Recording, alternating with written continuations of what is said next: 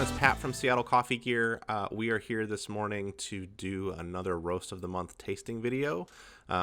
Today, Jake is joining me. Hey, Jake. Hey, how's it going? Pretty good. How are you? Good, good.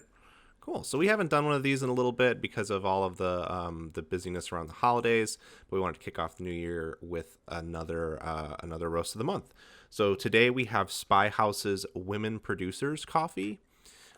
This is a blend that is from Colombia, and it is produced by a subgroup of women producers and growers in a larger group of growers called FUDAM. They're around a 300 member organic certified association of growers. It was founded in 2000. So this coffee specifically is from their subgroup called Manos de Mujeres, which is a group of women producers within the larger organization. So we're excited to feature this one. We like to focus on coffees like this when we get them because, as noted, if you check out Spyhouse's information on this coffee, they talk a little bit about a lot of the inequality within the coffee producing industry towards women when women producers and growers make up, they cite around 70% of all work done in coffee farms. So we're always excited to see one of these roasts come through. Yeah, absolutely. And coffee as the agricultural product that it is has a lot of stakeholders, and we really value like roasters like Spyhouse that are taking a charge and making sure that all those stakeholders are taken care of along the distribution lines to get the coffee to us and to you guys, because that's just, we're filling in some of the gaps that do exist from the coffee farming practices, and we just find that it's really important to make sure to support roasters and farmers in any way that we can, and we find that this does a really really awesome job of being a great coffee, but also having a great story and a great background. Yeah. I think it's really important to call attention to marginalized groups within the coffee producing community and to sort of groups that are taken advantage of and stuff. So I think that this is a really great coffee come from a really great producer. So they're in Nariño, Colombia, which Mhm. if you are into Colombian coffee, you probably are aware of the region as being really prolific and has a really delicious kind of style and typical set of flavor notes that differs a little bit from some of the like super chocolate heavy coffee that you'll get from other regions in the country. This one in particular, they list notes of marmalade, red grape, and fudge brownie, which I think those are some interesting notes. I brewed as a pour over, and I think it's a very good coffee. I'm not sure if I'm getting all of those, but I definitely, in particular, noticed the like marmalade fudge brownie mix. How are you Mhm. feeling about that?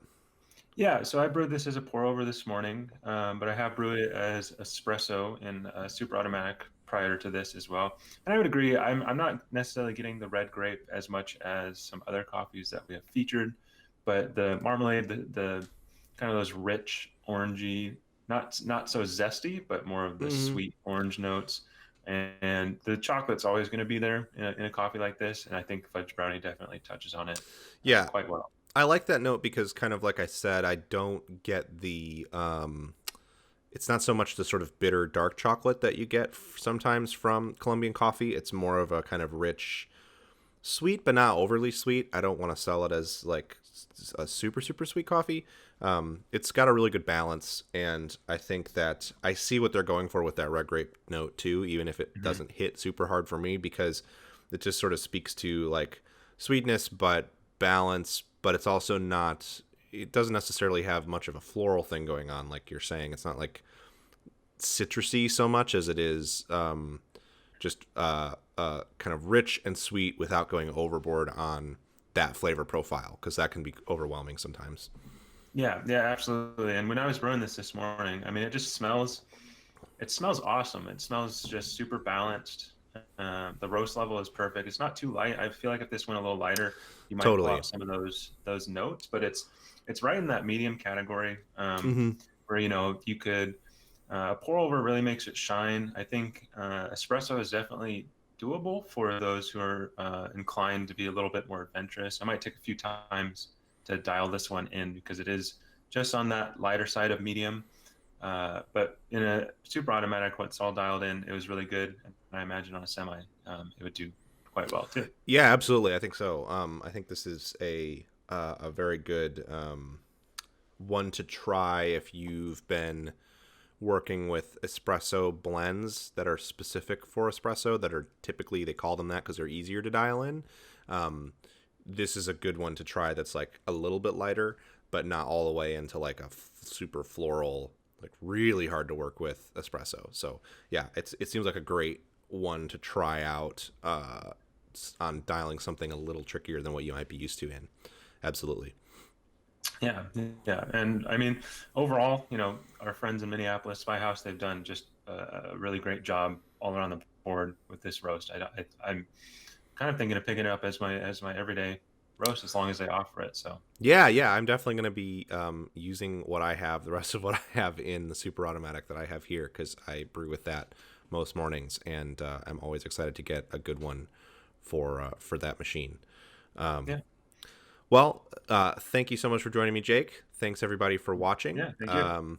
Obviously, we're very excited about our new studio, but we're not quite in a place where we can have multiple people together in the studio. So we've got a few more of these kind of at-home conversational videos coming on the way.